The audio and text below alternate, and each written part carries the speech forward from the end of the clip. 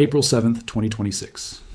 At 8:14 in the morning Eastern Time, the President of the United States posted 7 sentences on Truth Social that may define the next century of Middle Eastern history. The words were direct.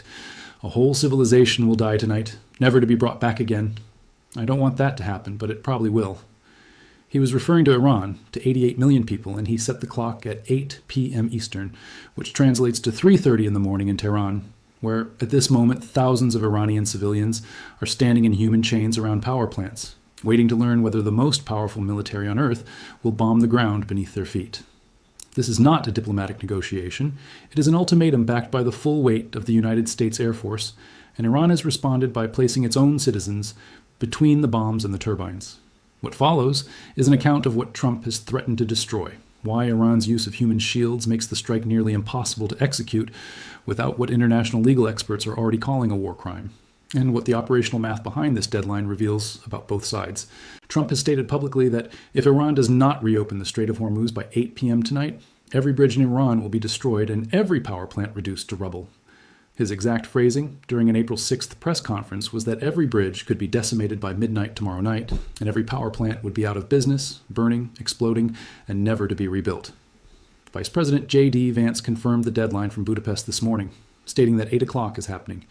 The United States has already demonstrated both the capability and the willingness to strike Iranian infrastructure throughout this 38-day war. Israeli warplanes hit railway bridges and train stations across Iran earlier today. The U.S. struck more than 50 military targets on Kharg Island overnight, the island that handles 90% of Iran's crude oil exports. A synagogue in Tehran was destroyed. Sharif University of Technology, one of Iran's most prestigious academic institutions, took a direct hit that leveled its computing center and artificial intelligence research facility. The infrastructure campaign is already well underway. The 8 p.m. deadline marks the point at which Trump says the destruction goes total.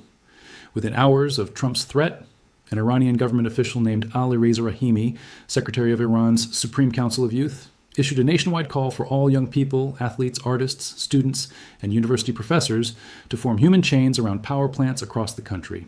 Footage verified by CBS News showed hundreds of Iranians gathered at the Kazerun combined cycle power plant in southwestern Iran. Similar formations appeared at the Rajeh power plant, the Bisotin power plant, the Tabriz power plant, and across bridges in Avaz and Dezful. President Masoud Pezeshkian posted on X that 14 million Iranians have volunteered to fight and that he himself remains ready to give his life for the country. The United States has now threatened to bomb every power plant in a country where civilians are physically surrounding those power plants. Every strike from this point carries the risk of being filmed, broadcast globally, and classified as a deliberate attack on a civilian population standing visibly in the blast radius. A human chain costs nothing to organize. A single B-1 Lancer sortie carrying precision-guided munitions costs roughly $400,000 per hour of flight time, and every bomb it drops on a power plant ringed by civilians becomes a potential war crimes prosecution exhibit. The legal and political fallout is already taking shape.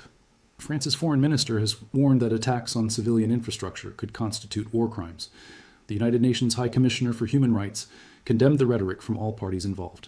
Iran's ambassador to the UN called Trump's threat an incitement to genocide. Kenneth Roth, the former executive director of Human Rights Watch, told NBC News that threatening collective punishment of civilians is itself a violation of the Fourth Geneva Convention.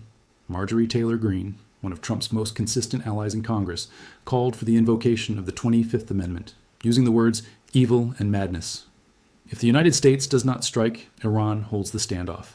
The Strait of Hormuz remains under Iranian influence. Brent crude, trading at roughly $113 per barrel, as of this morning with a 3% gain on the day, continues to climb. The Energy Information Administration has stated that Middle East oil production will not return close to pre-conflict levels until late 2026. And every government watching, from Beijing to Pyongyang, registers that an American deadline backed by the largest military on earth was neutralized by unarmed civilians standing in a field. Iran did not stop at human shields. The Islamic Revolutionary Guard Corps issued its own statement within hours of Trump's post. The IRGC Cyber Guard declared it was dropping all self-restraint and would soon act to deprive the United States and its allies of the region's oil and gas for years. The IRGCs announced the 99th wave of Operation True Promise 4, while Trump was still talking about peace. Iran struck Saudi Arabia's Jubail petrochemical complex overnight. Saudi Arabia closed its only road link to Bahrain after Iranian missiles hit its eastern province. And Iran formally suspended all diplomatic channels with the United States, cutting the back-channel communications that Pakistan, Turkey, and Oman had been mediating. The 8 p.m. deadline is approaching with no ceasefire proposal, acceptable to either side.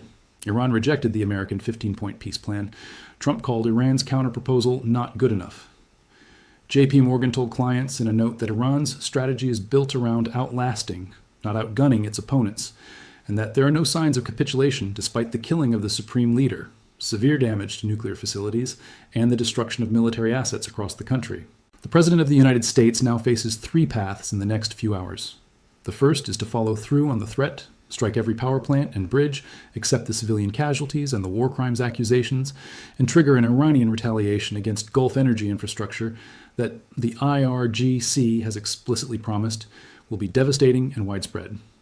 The second is to extend the deadline again, as he has done several times already, and accept the global conclusion that the most extreme threat ever issued by an American president was a bluff. The third is to accept a deal on terms that leave Iran in partial control of Hormuz, conceding that 38 days of war, thousands of dead, and hundreds of billions in economic damage produced an outcome where Iran still sets the rules of global shipping.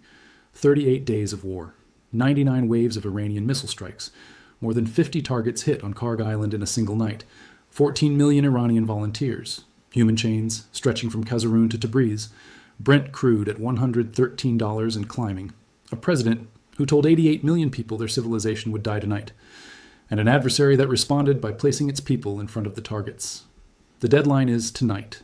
The decision has not been made, and neither side has defined what victory looks like.